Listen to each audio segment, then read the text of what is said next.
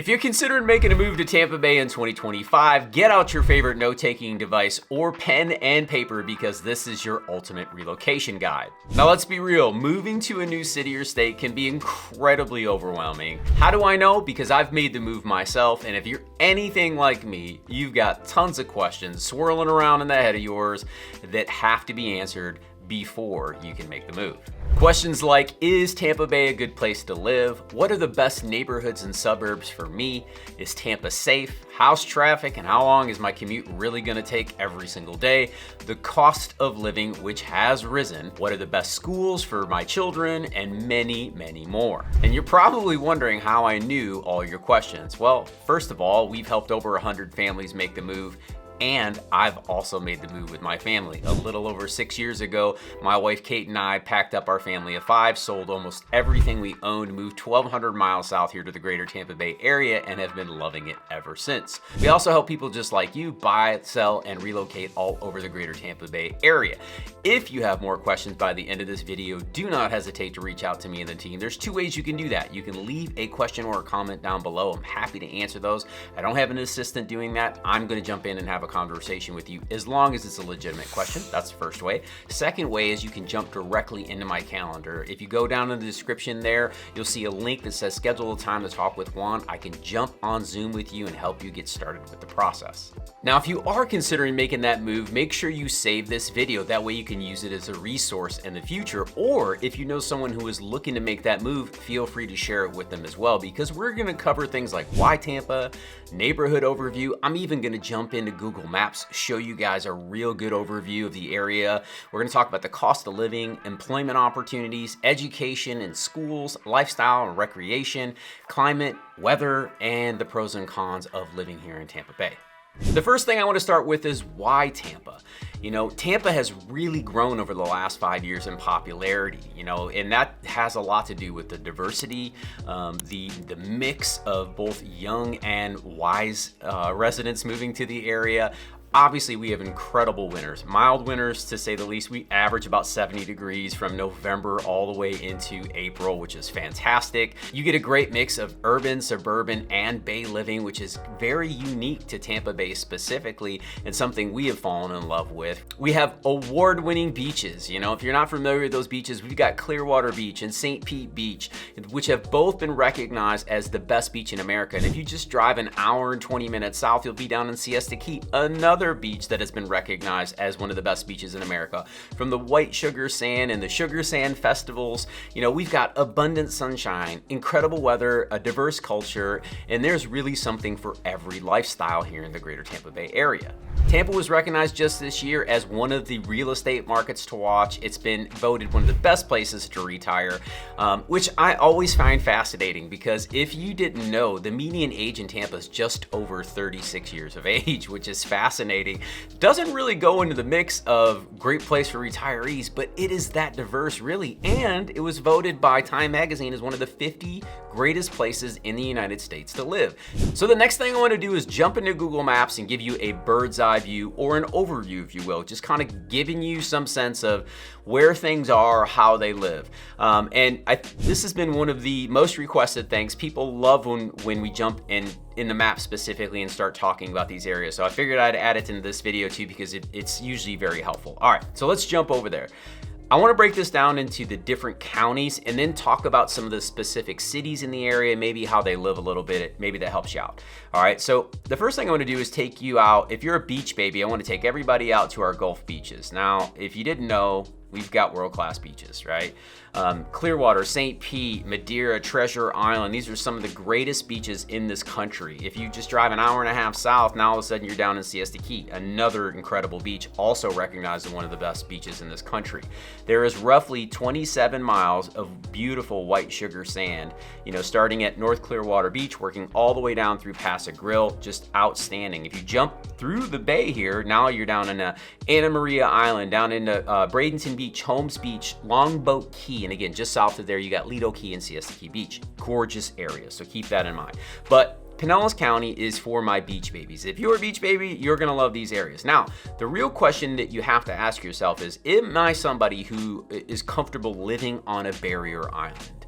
And what I mean by the barrier islands, well, Clearwater Beach is on the barrier islands. Madeira Beach, St. Pete Beach, these islands are exposed to all of the weather and all the challenges you can have. Now, if you didn't know, we've had some challenges. Last year, we had a lot of people get their homes flooded or damaged because of the storms that came through, Hurricane Helene. Even though it was 100 miles off the coast of Florida, really did a lot of damage. And then we had Hurricane Milton come through, and then with all the rain, more damage there. The hurricane itself slid to the south, and I'm sharing the real with you guys, so just keep that in perspective. So if that's not for you, what I would encourage you to do is move a little bit more inland, start thinking about those suburbs like Palm Harbor, Dunedin, maybe Largo, Seminole, which is another really great area.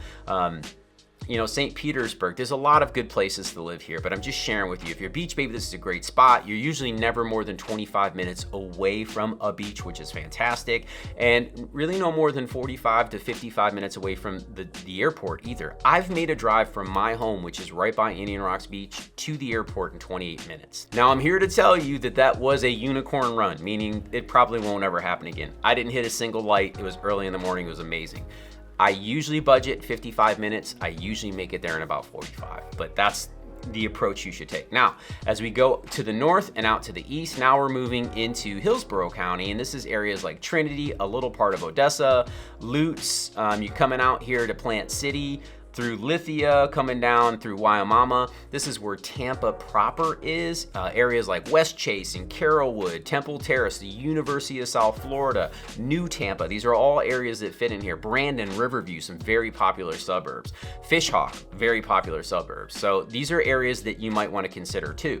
Now, over the last few years, Pasco County has really become crazy busy. Now, this isn't a perfect boundary line here, but I want to share these communities. Land O'Lakes, Odessa, Wesley Chapel. Wesley Chapel is so busy, and because it has all the amenities, incredible shopping, premium outlets, so many fun things to do. Great parks. There's an ice rink out there, Pop Strokes out there, a lot of really cool things. San Antonio's become very popular. There are 2 man-made lagoons out in these areas, and if you've never seen them, they're unbelievable. Zephyr Hills is becoming popular. Even Dade City, which used to be one of those like laid back, quaint, quiet, rural areas, is now becoming very popular. So definitely worth checking out. And as we slide down to the south, now we get into Manatee County. Again, these boundaries aren't perfect, but that takes us into areas like Lakewood Ranch to the south, which Lakewood Ranch splits between Manatee and Sarasota counties. But you got Lakewood Ranch and Parrish. These are some of the most popular. As a matter of fact, Lakewood Ranch has been recognized as the #1 master plan community in the United States for 6 consecutive years. It is awesome. And areas like Parrish are trying to really compete with that and give people another option that may not have Lakewood Ranch in their budget. So just keep that in mind. It's awesome. And they give access to really cool things. You can be off the coast and be to an area like St. Pete Beach in about 35 to 45 minutes, depending on traffic. That's pretty awesome. So keep that in mind. But Manatee County definitely has great schools, a focus on safety. Depends on the community you move into, but areas like Bradenton are wonderful. Lakewood Ranch, Parrish, obviously Anna Maria Island, Holmes Beach, Bradenton Beach. There's a lot of great things to love about the greater Tampa Bay area. And I wanted to give you guys just, bird's eye view, this top line overview so you can really dive deep. If you've got more questions or specific questions about areas, check out those playlists below. They'll give you those specific neighborhoods so you can really dial it in and learn more about those areas.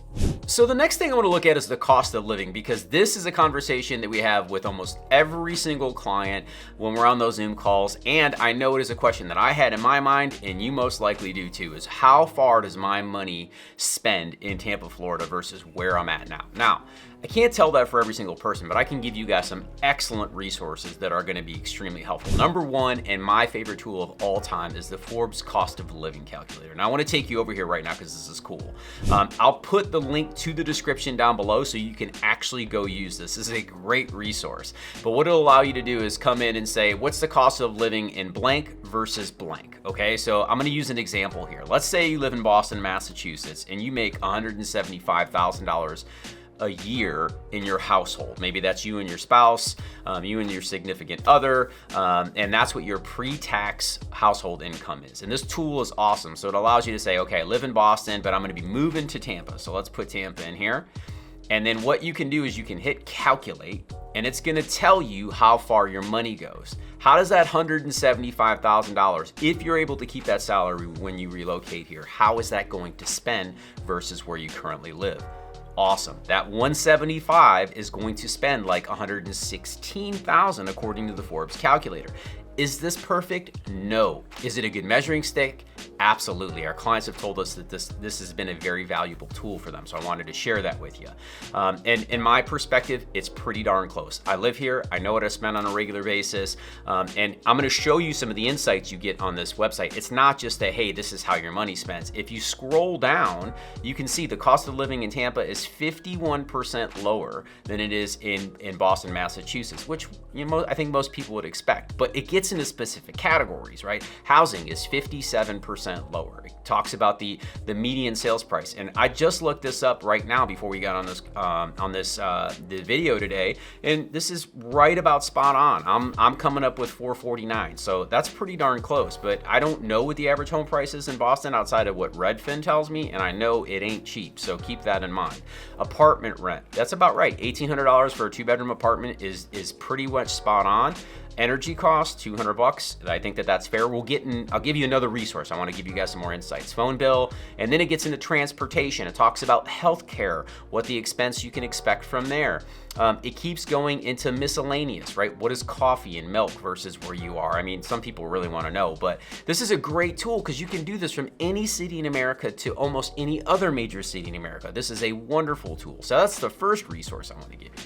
The second resource I want to give you is my wife, Kate, and I literally just did our cost of living in Tampa video last week or the week before, where we actually show our real budget, what it cost us to live here in our 4-bedroom, 2.5 bath home with the pool right by the beach. We share that with you guys. We don't live on the beach. We live in Pinellas County. We're away from the barrier islands. So we break it all down, y'all. We share our energy bill, what we spend on homeowners and auto insurance, all of those things. So that's a really good resource as well. You can find that in the playlist down below too. So just keep that in mind. These are really good tools to help you dial in what it's actually going to cost you to live here. And in our experience, the cost of living here in the greater Tampa Bay area is more expensive than some areas and specific things. Like when we go back to Michigan to visit family, we noticed right away that our groceries cost more. We knew that when we moved here, and we can still feel it, so we know that's different, but their energy cost is very similar. Their property taxes are actually more. That's part of the reason why we moved. And I feel like you definitely get less lifestyle up there, but that's just where we were in our experience. You really have to measure this versus where you live. So that's why I wanted to give you these tools and these resources so you can make a comparison and make a qualified decision that helps you decide whether this could be the right move for you or not. Now, since we're talking about the cost of living, I don't think we can finish that without talking about housing. And to be quite honest with you, our housing is as diverse as the people who live here, right? Our residents. You can find anything from, a $10,000 mobile home that totally needs to be gutted, that, you have to rent, the lot from somebody to live on, to, multi-million-dollar coastal real estate, $15, $20 million. That is literally as diverse as it is. Now, I want to give you some general expectations. If you're not someone who's buying a piece of coastal real estate and putting a 6,000 square foot home on it, let's just say you're the average family like Kate and myself, and those are the types of properties you're interested in. What can you expect to find? All right, well, as we discussed going through the cost of living there, the greater Tampa Bay area, the median sales price is right around $450,000 right now. But that includes everything from townhouses and condos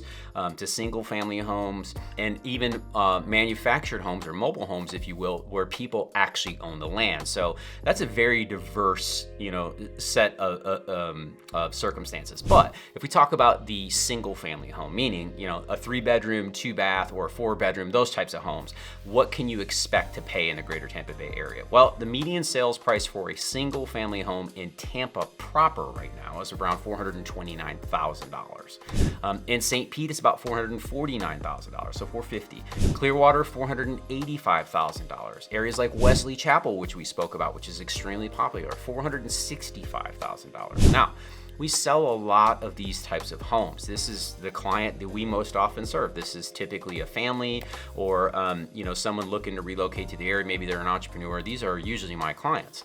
And what are they spending on average? Because again, median and average are different, right? The average is if you sold 25 homes, the total number, you divide it, and that gives you a number, which is usually higher than the median, because the median is the middle of the activity, and then they throw out the low and the high. So what do we usually see? What's that average? We usually see our clients spend somewhere between $500,000 to as much as 1.2. That's what we usually see. But we have had clients purchase single family homes for as low as $330,000 recently on new construction. So whichever type of property serves your needs, you can pretty much find it here. So just keep that in mind. But here are the types of properties you can expect to find. You're gonna find a lot of older homes, stuff built in the 40s, 50s, and 60s, even in the 70s when you move towards the coast. Down in St. Pete, you can find 100-year-old homes, historic homes. Same thing in Tampa proper. You can find historic homes there as well. Tampa was founded in the 1850s. You can find real estate that dates back to the 1800s. It's very rare, but it does exist. A lot of early 1900 real estate, and then you can find brand new properties where they've torn down the existing home, either because it was in disrepair or that was their choice, and then put up these beautiful new modern homes. It just depends on what your taste is. But when the different type of architecture, you've got Key West style homes, you've got a lot of ramblers. These are single story up north we used to call them a ranch style property, but a single story home, low roof line, all block construction. There aren't as many stick built or homes built out of wood because we have things like termites and hurricanes and winds you got to deal with. So you're looking for those, block homes are a great way to go. And new construction in the greater Tampa Bay area comes with the lowest cost of ownership usually. The insurance is significantly less than a home that is near the coast, and you're held to new construction standards. So there's a lot of nuance there, but you can get something with a ton of character, an old Victorian or a bungalow or a craftsman style home. You can absolutely find those, but if you want one of the new modern sleek designs with clean lines, you can absolutely find that here in the area also. It just depends on what your ideal lifestyle is and what you're trying to accomplish. And if you do have more questions about making that move, don't hesitate to reach out to me and my team. Like I said, all of my contact is listed down below. There's even a link to my calendar so you can jump on a Zoom call with me and I can really help you get dialed in and started with the process. The next question we often get is, Juan, where are the jobs? Where are the jobs that provide the type of income that you need to live in the greater Tampa Bay area? Well, that's a great question. A lot of our clients bring their jobs with them.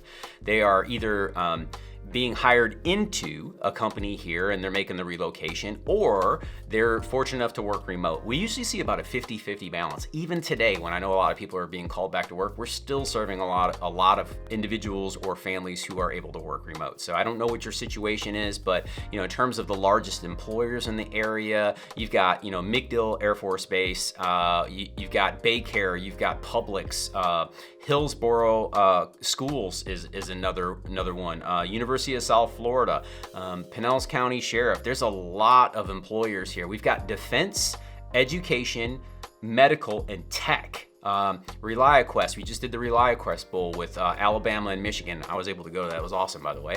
But cybersecurity is one of the biggest movers I've seen recently, pulling people to the area. I've moved more than a few people that have been given job offers and are making the move here to the area, because tech has really been driving a lot of Tampa.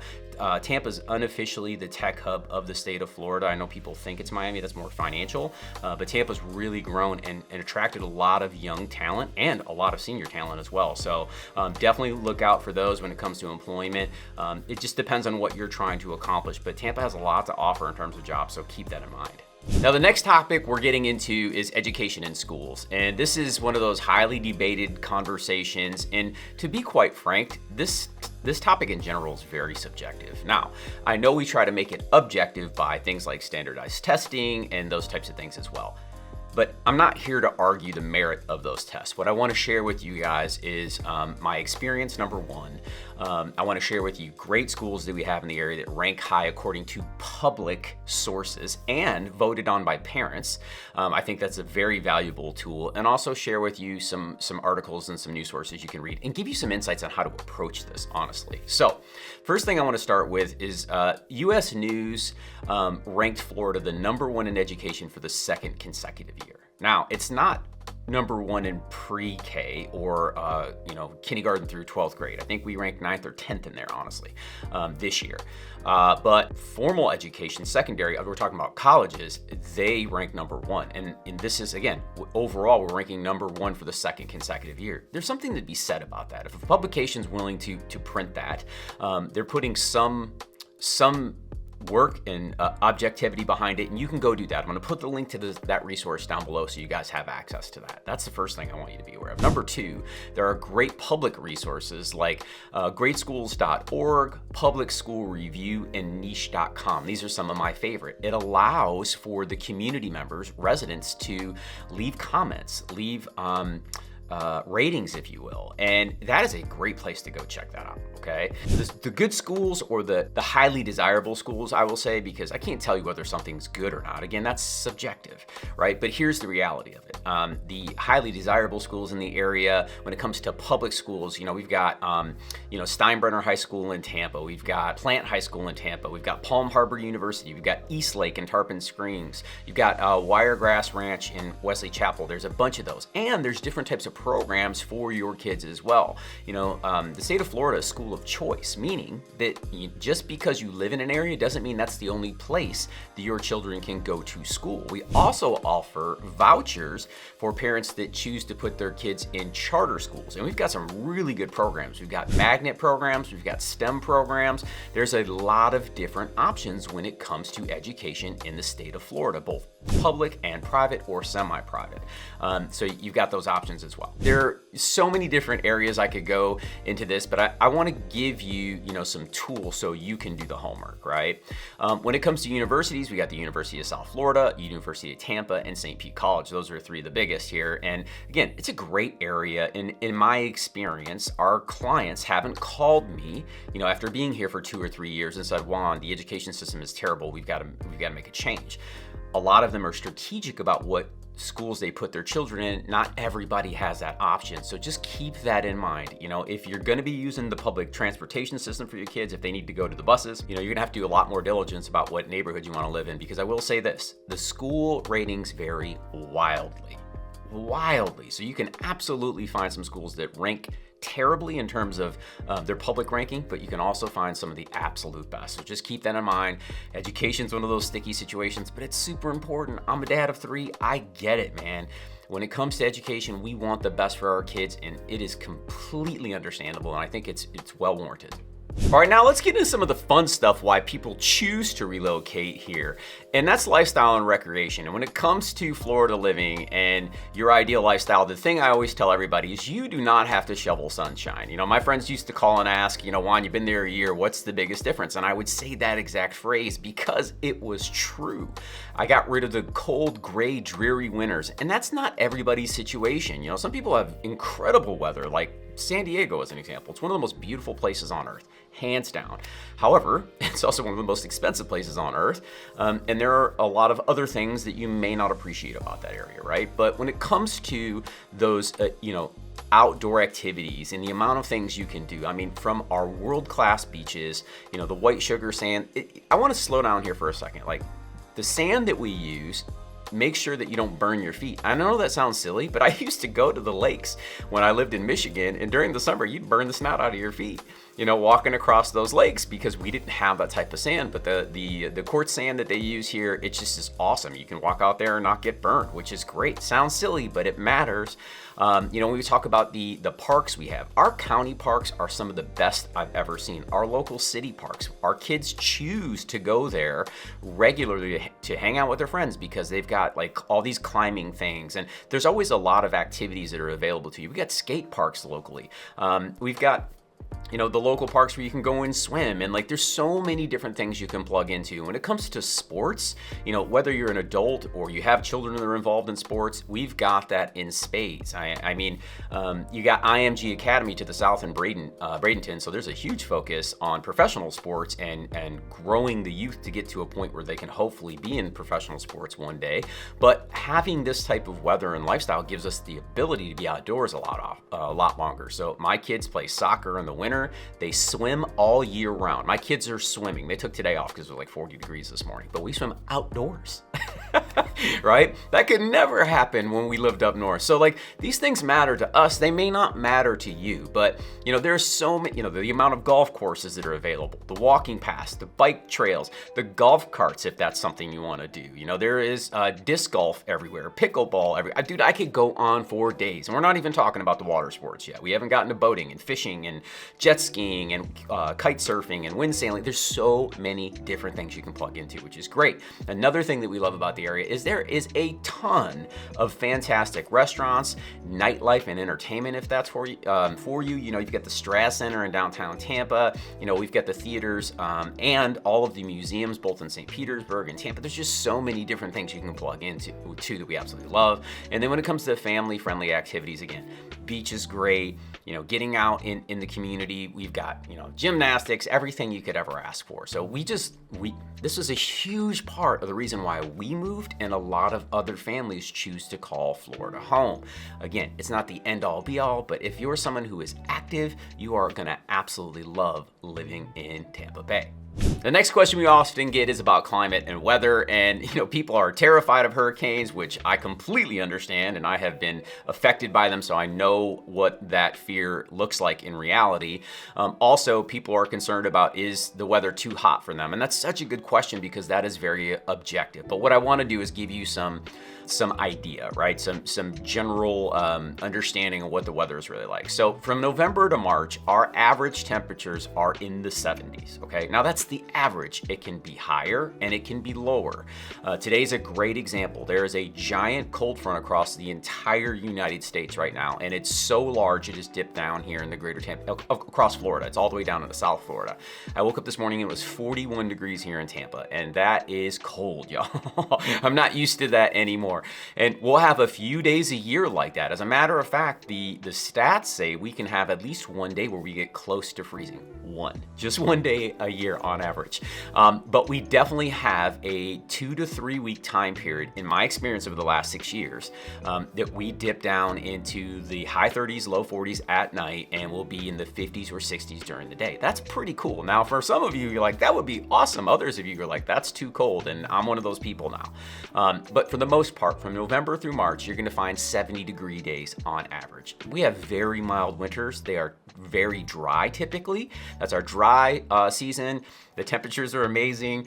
Everybody's out walking around, living their best life. It's awesome. And then summer starts to come on, okay? Now, I just gave you November through March. That's our window there. Now, when it comes to April, those temperatures start to heat up. April, May, the average temperatures are typically in the 80s, even in the June technically. And then July through September, our average temperatures are in the 90s. And then it starts to cool down a little bit in October or November. It gets back into those, the average 80s. October, and then in November it starts to get back in the 70s again. That is the typical cycle. Now, are there years when that can shift and be a little bit different? The answer is yes. But the big thing to understand is that July through September, and I really think it's more like the end of June through the middle of October, the temperatures can be oppressive, if you will. I mean, we're talking about 90 plus degrees every day. From my understanding, what I've read, Tampa has never seen a 100-degree day, which is pretty interesting. People think it's like overbearingly hot. It is hot because the humidity comes along with it, and it can be sweltering, y'all. Like, the term oppressive is fair, and it's not for everybody. We like the heat, but I'm not gonna lie. Going into the grocery store and sweating, and then getting out of the shower, walking right outside and sweating, that's not always fun. But the exchange for us was never to have to scrape our car again, never to have to shovel the driveway ever again. Again, you don't have to shovel sunshine. That was worth the exchange. we were gladly willing to change twice a day, take a second shower or jump in the pool, rather than having to bundle up and live through 6 months of cold, dreary, gray weather. And that was an exchange we were willing to make, but that's not for everybody. So if you're someone who can't handle the heat, literally, you should probably stay out of the kitchen. If you like warmer temps, you're gonna love it here, right? Are you challenged by other things like hurricanes and tropical force winds? The answer to that is yes also. You know, Hurricane Helene and Hurricane Milton ripped through here this year. We've already shared our story. Our home was damaged in Hurricane Milton, even though it was to the south. We got 12 inches of rain in 6 hours, and our home, we found out, was the lowest house in our neighborhood. Well, guess who got wet? It didn't come up 2 feet or 4 feet, you know, like it did on the coast. It came in just enough to ruin everything that was on the ground. And it's been a challenge, y'all. And that's a reality of living in Florida if you want to live on the coast. Are there other areas that get you away from those concerns with less risk? The answer is yes. We live in Florida. I don't think there's anywhere that is no risk, but you definitely want to look for higher elevation. You want to be out of a flood zone. These things are important. And then just, you know, again, if you're not a beach baby, you know, maybe move in a little bit inland where these things aren't, it'd be very rare that those types of things could ever happen to you. But again, there are areas where it can happen. You just have to do diligence and you have to work with somebody who understands the lay of the land, and that'll get you in a good position. But weather, climate, again, you don't have to shovel sunshine. We love it here. We're not going anywhere, even after the challenges we faced, but it's not for everybody. The question is it for you? So let's talk about some of the pros and cons of living in Tampa. And, you know, to be honest with you, the advantages for us have way outweighed all of the challenges. And that's not going to be everybody's circumstance, right? Again, it depends on what type of lifestyle you're looking for. If you're coming here thinking that Tampa is going to be perfect, I got to be honest with you, it's not going to be. And in all fairness, I don't think there's anywhere in this country that is perfect. There are areas that are definitely more appealing to others, but perfection doesn't exist. It's very difficult. There's going to be a pro and a con everywhere you choose to live. The question that you really have to ask yourself is, are the pros that I am seeking going to outweigh the challenges that I could face, right? Or the things I don't necessarily love about where I live. And I totally get this, you know, when we get feedback from our clients or from other people that we live with and we love, right? Like, you know, people definitely complain about the heat at some point every year, but just like when we lived up north, we complained about the heat. And the laughable part was that it was usually only about 16 weeks. So, you know, it's perspective is everything when you think about this. For us, we made a decision that we would rather have, you know, abundant sunshine, over 250 days of sunshine on average. And to be quite honest with you, there are very few days when the sun doesn't shine. If it goes 2 or 3 days here because of like rainstorms or just gloomy overcast, like I can start to feel it. And so can my wife, Kate. And that is such a huge difference. You know, we just went to Michigan to visit family for the holidays. We were up there for 9 days. And I saw the sun 3 times. So did my wife. We counted it. All right. One was for about 7 minutes in the morning. Another was about for 3 to 5 minutes in the afternoon. And there was a day when it was sunny for almost 4 hours. That's what we got. We came home. We were like, thank God. We saw the sun. It took 600 miles for us to drive south before we saw the sun again. And we were so grateful. And for us, that is a huge part because it makes you feel so good. There's something about the sun splashing on your face. Vitamin D and vitamin C, SEA. Those two things for us were a huge impact on the quality of our life. That may not be the thing for you, but you know, when it comes to living in this area, there's lifestyle galore. There's something for everyone. We have incredible weather. We have challenging weather too. Just know that. There are knuckleheads and incredible people that live here, just like there are everywhere else on this planet. You can find trouble and you can find blessings. And just like so many other people and so many other areas, you know, you're always going to find what you're looking for. The question that I would ask you is, what attitude are you bringing? Are you bringing the attitude I'm looking for challenges, or are you bringing the attitude that I'm looking for blessings? I think that'll determine a lot of what your future will look like living here in Tampa Bay. And if you have any questions, if you need help with this move, or if you've got more deeper questions, do not hesitate to reach out to me and my team. All of my contact information is listed down below. There's even a link to my calendar so you can schedule time that is most convenient for you. Please don't forget to subscribe and hit the like button. YouTube is going to put 2 more videos up here. They're going to be extremely helpful. Don't forget, I put all of those a playlist down below so you can really find out what you're looking for here in the greater Tampa Bay area. And until next time, go out and live that Tampa life.